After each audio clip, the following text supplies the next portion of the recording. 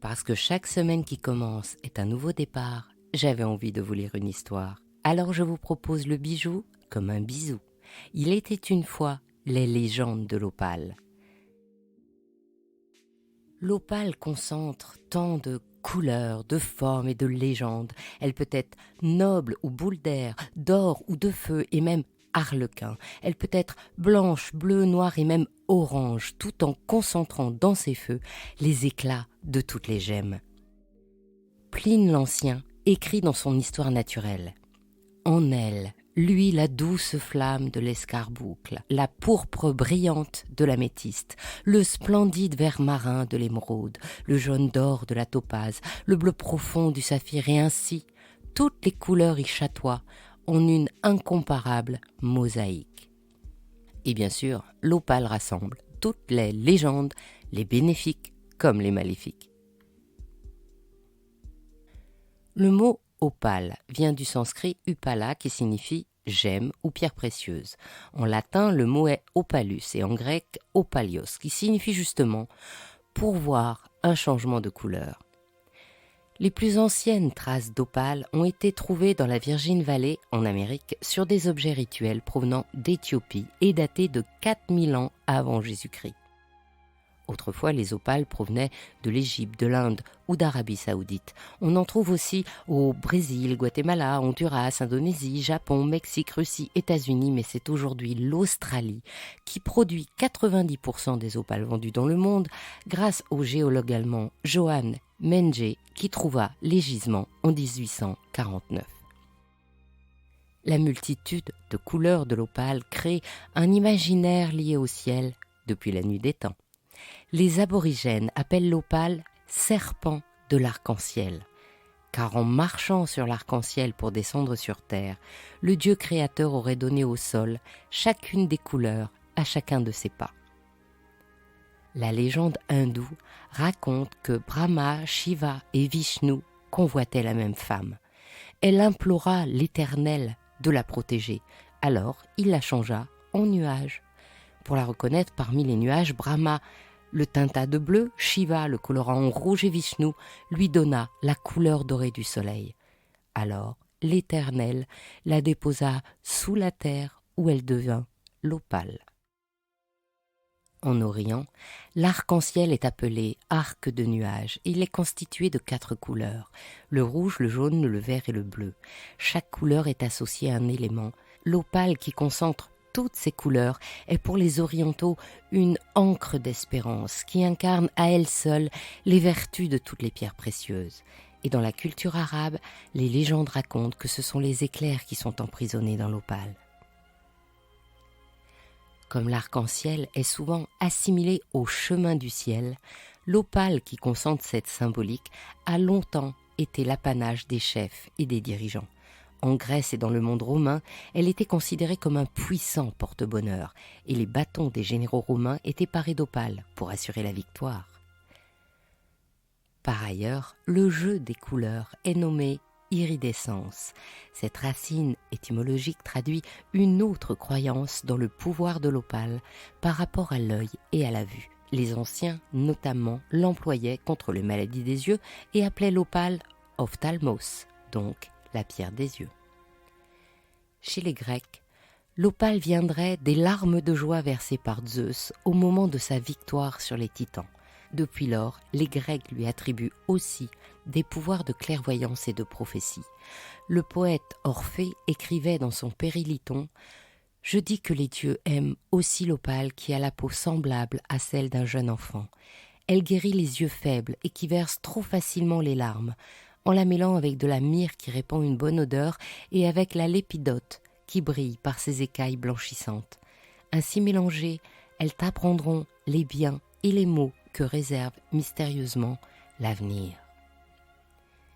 Et pour les voyantes tziganes, l'opale noire portée sur une bague d'argent représente la déesse Lilith et permet la vision des choses cachées. Ces conceptions plutôt positives de l'opale sont pourtant connexes avec le maléfice que d'autres légendes véhiculent. Celle-ci commence dans le monde romain avec l'opale du sénateur Nonius.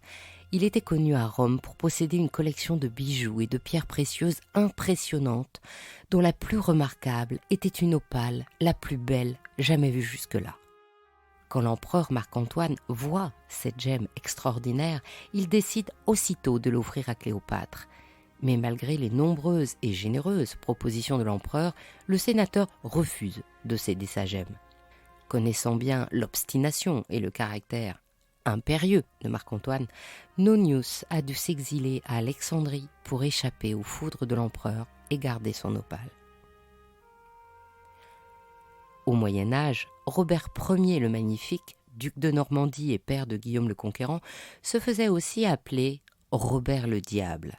Il se vantait de détenir des pouvoirs diaboliques que lui donnait une opale talisman léguée par sa mère, laquelle l'aurait reçue de la main du diable en échange de ses faveurs.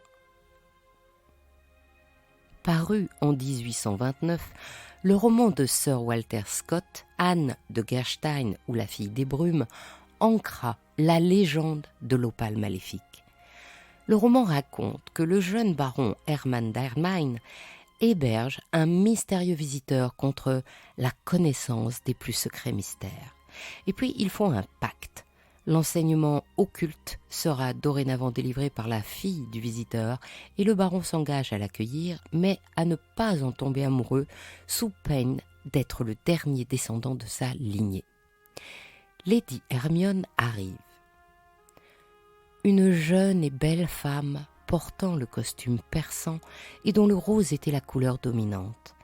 Elle ne portait ni turban, ni aucune espèce de coiffure. Ses cheveux d'un châtain clair n'étaient retenus que par un ruban bleu attaché au-dessus du front par une agrafe d'or, dans laquelle était enchâssée une superbe opale qui, parmi les couleurs changeantes particulières à cette pierre, faisait jaillir une légère teinte de rouge qu'on aurait pris pour une étincelle de feu. Bien sûr, le baron tombe amoureux. Il veut enlever l'opale du front d'Hermione qui se transforme en cendre et puis le baron meurt sans héritier mâle. Ce roman, en devenant célèbre, imposa durablement et dans toute l'Europe la réputation maléfique de l'opale. Alors, le cours commercial de l'opale s'écroula, ce qui eut comme autre conséquence de provoquer un désamour des joailliers pour cette gemme, laquelle reprenait, pour une autre raison, leur méfiance datant du Moyen-Âge. En effet, à cette époque, le joaillier qui cassait une pierre devait la remplacer à ses frais. Et l'on sait combien l'opale, estimée entre 5,5 et 6,5 sur l'échelle de Mohs, est fragile. Mystérieuse est l'histoire de l'incendie de Troie. Cette splendide opale noire au reflet de feu de 700 carats a été la première opale à être baptisée. Elle est offerte par Napoléon Ier à Joséphine. L'historien Hecker rapporte. En 1814, Joséphine mourut et l'opale, l'incendie de Troie, disparut.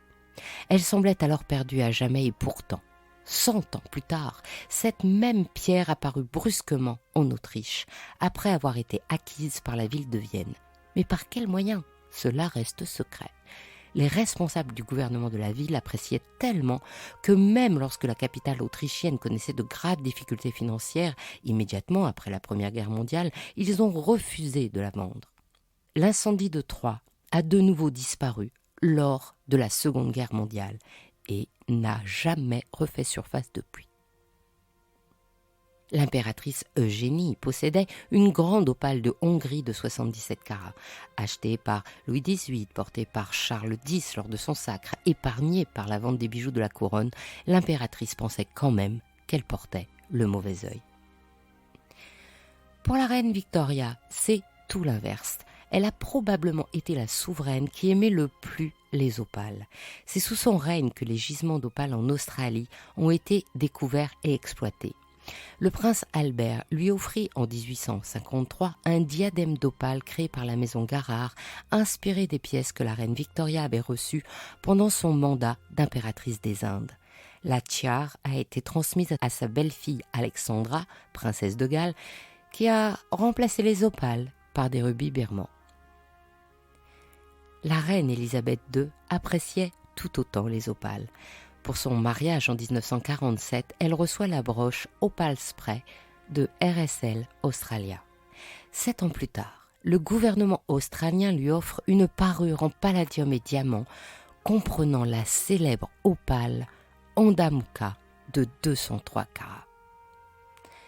Parmi les autres célèbres opales du monde, il y a aussi l'Aurore Australis de 180 carats. Et puis, de façon brute, la Fir Opale Australia de 998 grammes, l'Olympique Australis de 17 000 carats bruts et la Panthère Opale de 61,3 kg. Si vous avez un cadeau à faire, c'est la pierre d'octobre et le cadeau idéal pour un 21e anniversaire de mariage. Pour ceux qui aiment la lithothérapie, l'opale est la pierre du changement. Elle dope la création et l'inspiration, éloigne les énergies négatives et aide à se diriger dans la vie. En dehors de l'époque victorienne, l'opale disparaît des créations joaillères jusqu'à ce que Lalique et ses confrères ne la remettent à l'honneur, notamment dans le célèbre bracelet serpent de Sarah Bernard. Et puis ce seront les années 70 qui la redécouvrent. Aujourd'hui, elle a retrouvé une place d'honneur dans la joaillerie. Il y a tant de modèles. Par exemple, dans la collection Frisson ou les ciels de Chaumet, la bague Lace de David Morris ou la majestueuse opale de Dior. Chez le joaillier Marc-Antoine, vous trouverez l'opale blanche sage dans une bague cygne ou noire et mystérieuse dans la bague Tellure. À Besançon, chez Nathalie Bonnemaille, le pendentif Montagne met en scène un opale Bolder entouré d'or jaune travaillé en crête. Et bien sûr, chez Thierry Vendôme, il y a toutes les opales. Bleu piscine dans la collection Splash, bleu intense pour les bijoux Océan, blanche sertie d'or noir dans la collection Galet et des opales de feu orange dans la collection Calice. Ma préférée, dont je vous ai déjà parlé, c'est la bague ouverte Rolling Stone, une bille d'opale mouvante dans sa cage en or jaune avec laquelle on joue au gré de ses mouvements. Ainsi se termine cette histoire des légendes de l'opale. Je suis Anne Desmarais de Jotan et je donne une voix aux bijoux chaque dimanche. Et si vous aussi vous avez envie de faire parler vos bijoux et votre maison, je serai ravie de vous accompagner pour réaliser votre podcast de marque ou vous accueillir en partenaire dans mes podcasts natifs. Nous nous retrouverons sur ce même podcast, Le bijou comme un bisou, la semaine prochaine. Et notre rendez-vous sur Brillante sera le 20 novembre. La prochaine saison thématique d'Il était une fois le bijou est en pleine création.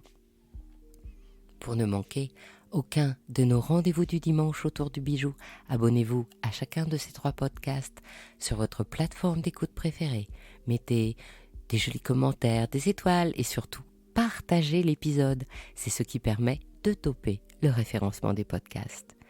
Je vous souhaite une jolie semaine, à la semaine prochaine et plein de bisous comme un bijou.